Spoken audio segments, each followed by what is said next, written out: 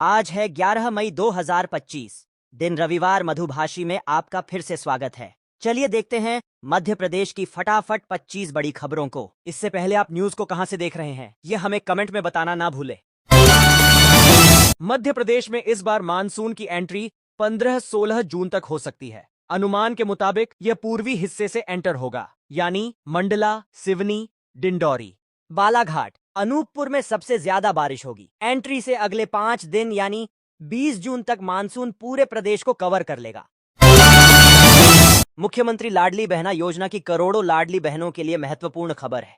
एक हफ्ते के अंदर कभी भी योजना के 24वीं किस्त के 1250 रुपए जारी किए जा सकते हैं। आमतौर पर हर महीने की 10 तारीख तक योजना के पैसे बहनों के खाते में भेज दिए जाते हैं, लेकिन अप्रैल 2025 से तारीख में बदलाव किया गया है। दरअसल अप्रैल में कैबिनेट बैठक के दौरान मोहन सरकार ने फैसला किया था कि वह प्रतिमाह 15 तारीख के आसपास बहनों के खाते में राशि भेजेगी। इसी दिन 25 लाख से अधिक बहनों को सिलेंडर रिफिलिंग की भी राशि जारी की जाएगी। भारत पाकिस्तान के बिगड़े हालात के बीच हैकर्स ने शनिवार को मध्य प्रदेश भारतीय जनता पार्टी की ऑफिशियल वेबसाइट को हैक कर लिया है। जानकारी के मुताबिक हैकर्स ने बीजेपी की राष्ट्रीय वेबसाइट को भी हैक करने की कोशिश की है। बीजेपी से जुड़े सूत्रों ने बताया कि पार्टी की एमपी की वेबसाइट पर सुबह कुछ यूजर्स ने जाकर देखा तो उस पर पाकिस्तान ऑपरेशन का नाम लिखा हुआ आ रहा था। मध्य प्रदेश के लिए 10 मई का दिन बेहद खास रहा। प्रदेश के मुख्यमंत्री मोहन यादव ने प्रधानमंत्री नरेंद्र मोदी के सपने को लेकर एक और ठोस कदम उठाया। दरअसल शनिवार को मध्य प्रदेश और महाराष्ट्र ने तापी बेसिन मेगा रिचार्ज परियोजना पर एमओयूज किया।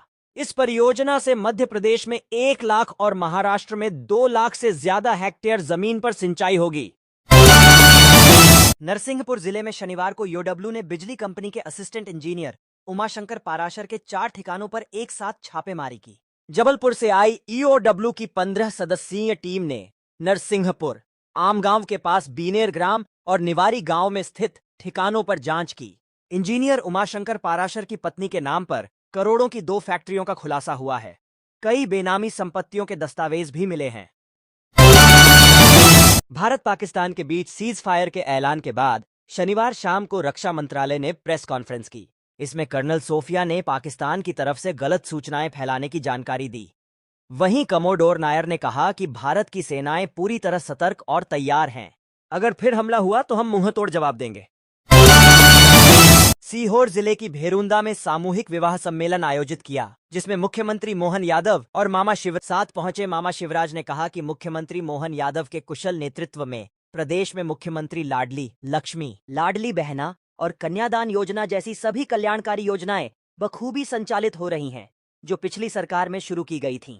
उन्होंने कहा कि मुख्यमंत्री मोहन यादव बुधनी विधानसभा क्षेत्र के विकास में कोई कसर नहीं रहने देंगे।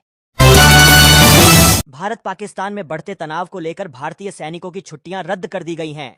ऐसे में ग्वालियर से ड्यूटी ज्वाइन करने जम्मू जा रहे एक जवान से टीटीई ने ट्रेन में रिश्वत मांगी। ग्वालियर के रहने वाले सूबेदार विनोद कुमार दुबे का आरोप है कि मालवा एक्सप्रेस में टीटीई ने उनसे और उनके साथी अग्निवीर से रिश्वत वसूली, जिसके बाद रेलवे ने टीटीई दलजीत सिंह को सस्पेंड कर दिया है। उज्जैन के ज्योतिर्लिंग महाकाल मंदिर में भस्म आरती में अब सीमित संख्या में भक्तों को ही शामिल होने की अनुमति दी जाएगी। इसके लिए जल्द ही उच्च स्तरीय समिति का गठन किया जाएगा, जो भक्तों की संख्या तय करेगी। वर्तमान में करीब 1800 भक्तों को प्रतिदिन भस्म आरती दर्शन की अनुमति दी जा रही है। भोपाल के शौर्य स्मारक पर शनिवार को भारत पाकिस्तान में सीज फायर सहमति के बाद मुख्यमंत्री मोहन यादव ने पुष्पांजलि अर्पित की। इसके बाद उन्होंने देश और सैनिकों के सम्मान में 12 मई को भव्य तिरंगा यात्रा निकालने का घोषणा की। उमरिया में बांधवगढ़ टाइगर रिजर्व में बढ़ते तापमान के कारण बाघों ने सौसर के पानी के पास डेरा डाल दिया है। खितौली जोन में पर्यटकों को शनिवार को एक दुर्लभ नजारा देखने को मिला, जहां बाघ पुजारी और बाघिन कांटीवाह एक साथ दिखाई दी। दोनों बाघ सौसर के पास ठंडक वाले स्थान में आराम करते हुए नजर आए। मध्य प्रदेश में शनिवार को भी आंधी बारिश का दौर जारी रहा। ग्वालियर और मंडला में शाम को बारिश हुई। डिंडौरी में आधे घंटे तेज पानी गिरा। बैतूल के चिचौली में तेज आंधी तूफान से करीब 6 घरों के छप्पर उड़ गए। मौसम विभाग ने रविवार को मध्य प्रदेश के 40 से अधिक जिलों में हल्की बारिश और गरज चमक का अलर्ट जारी किया है। भारत और पाकिस्तान के बीच 4 दिन से चल रहे तनाव के बाद शनिवार शाम को सीज फायर का ऐलान कर दिया गया है। इस पर मुख्यमंत्री मोहन यादव ने कहा कि हमें देश की सेनाओं पर गर्व है। उन्होंने कहा कि 22 अप्रैल को पहलगाम में कायराना हरकत थी। इसी के चलते भारत ने कड़ी कार्रवाई की और पाकिस्तान घुटनों पर आ गया। उज्जैन की नानाखेड़ा पुलिस ने एक ऐसी गैंग के 3 सदस्यों को गिरफ्तार किया है जो महंगे मोबाइल चोरी करके अन्य शहरों में बेचते थे। आरोपियों के पास से करीब 20 लाख रुपए के 51 मोबाइल जब्त किए गए हैं। ये लोग भोपाल में 8 लोगों की गैंग बनाकर खंडवा, इंदौर, भोपाल में मोबाइल चोरी का काम करते हैं। इनके निशाने पर महंगे मोबाइल फोन रहते थे। 9 साल बाद प्रदेश में मोहन सरकार पदोन्नति की व्यवस्था शुरू करने की मंशा के साथ नए नियम बनाने में जुटी है। इसमें जो प्राविधान प्रस्तावित किए जा रहे हैं वे पदोन्नति में आरक्षण नियम 2002 के तरह ही हैं।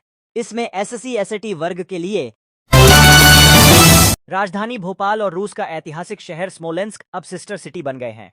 शुक्रवार को स्मोलेंस्क में विक्ट्री डे परेड के अवसर पर भोपाल की महापौर मालती राय और स्मोलेंस्क के मेयर अलेक्जेंडर नोविकोव ने इस संबंध में एमओयू पर हस्ताक्षर किए। इस समझौते के बाद दोनों शहरों के बीच शिक्षा, संस्कृति, व्यापार और पर्यटन जैसे क्षेत्रों में सहयोग को एक नई दिशा मिलेगी। भोपाल पुलिस ने इंदौर हाईवे पर शुक्रवार देर रात चेकिंग के दौरान अवैध शराब लेकर जा रहे ट्रक को पकड़ा है। ट्रक की तलाशी में 285 पेटी शराब मिली है, जिसकी कीमत लगभग 15 लाख रुपए है। शनिवार दोपहर को पुलिस ने पूरे मामले का खुलासा किया है। पुलिस का अनुमान है कि पूछताछ में आरोपी युवक से अन्य मामलों का खुलासा भी हो सकता है। साथ पुलिस ने ट्रक को भी अपने कब्जे में ले लिया है। ग्वालियर का राजमाता विजयाराजे सिंधिया एयरपोर्ट शनिवार से आम यात्रियों के लिए खोल दिया गया। पहली फ्लाइट दोपहर 12 बजे दिल्ली से आई। इसके बाद मुंबई और बेंगलुरु से आने और जाने वाली फ्लाइट का संचालन किया जाएगा। 6-7 मई की दरमियानी रात ऑपरेशन सिंदूर के बाद से इस एयरपोर्ट को यात्री फ्लाइट के लिए बंद कर दिया गया था। भारत और पाकिस्तान के बीच शनिवार शाम 5 बजे सीज फायर लागू हो गया। इसके 3 घंटे बाद ही पाकिस्तान ने सीज फायर का उल्लंघन कर दिया। फायरिंग के बाद से जम्मू कश्मीर, राजस्थान, पंजाब और गुजरात के बॉर्डर वाले जिलों में ब्लैकआउट कर दिया गया है। लोकसभा नेता प्रतिपक्ष और कांग्रेस नेता राहुल गांधी को भोपाल कोर्ट ने नोटिस जारी किया है। इस नोटिस के माध्यम से उन्हें कोर्ट में पेश होने के आदेश दिए गए हैं। दरअसल राहुल गांधी को 9 मई को कोर्ट में पेश होना था, लेकिन वे कोर्ट नहीं पहुंचे। अब कोर्ट ने उन्हें 28 अगस्त को पेश होने का आदेश दिया है।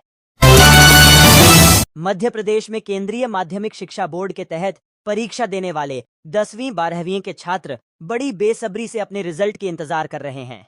सीबीएसई कभी भी रिजल्ट की डेट और समय का ऐलान कर सकता है। ऐसे संकेत मिले हैं कि सीबीएसई ने 10वीं और 12वीं रिजल्ट जारी करने की तैयारी लगभग पूरी कर ली है। भोपाल में पुलिस कमिश्नर हरिनारायणचारी मिश्रा ने शनिवार को 3 अलग अलग एडवाइजरी जारी की हैं। यह एडवाइजरी पाकिस्तान से तनावपूर्ण हालात को देखते हुए जारी की गई हैं। पहला, सोशल मीडिया। दूसरा, किराएदार काम की तलाश में आने वाले और तीसरा, शहर में होने वाले धरना प्रदर्शन को लेकर है। इन आदेश से स्पष्ट किया गया है सामाजिक माहौल खराब करने वालों को बख्शा नहीं जाएगा। पब्लिक सेक्टर के इंडियन ओवरसीज बैंक ने लोकल बैंक ऑफिसर यानी असिस्टेंट मैनेजर स्केल 1 के पदों पर भर्ती निकली है, जिसके लिए आवेदन प्रक्रिया 12 मई से शुरू होने जा रही है। योग्य और इच्छुक उम्मीदवार ऑफिशियल वेबसाइट पर जाकर 31 मई तक ऑनलाइन आवेदन कर सकते हैं। रिक्त पदों की संख्या कुल 400 है। महाराष्ट्र के मुख्यमंत्री देवेंद्र फडणवीस शनिवार को उज्जैन पहुंचे, जहां उन्होंने महाकालेश्वर मंदिर में पूजा अर्चना की।